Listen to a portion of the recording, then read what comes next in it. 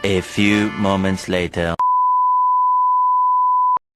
Welcome to my daily vlog mga ka-eme!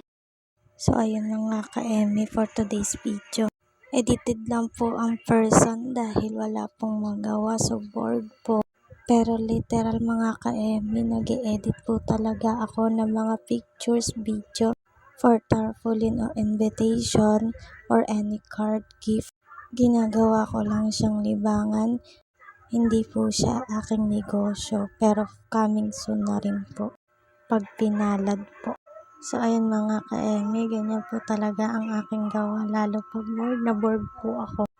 Dahil bukod sa nalilibang ka na, natatanggal pa ang iyong stress at nagiging creative ka sa sarili mo.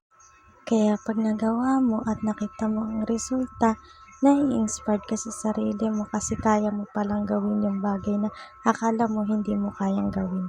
So ayun mga ka-eme, kung nakikita nyo po is nag-edit lang po ako ng picture namin dyan ng aking partner para sa darating na special day namin. Kaya mga ka-eme, kung gusto nyo rin po magpa-edit sa akin, free naman po ako.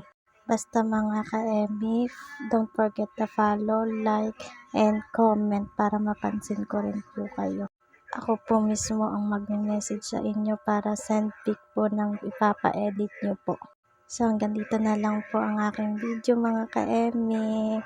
Eme mo!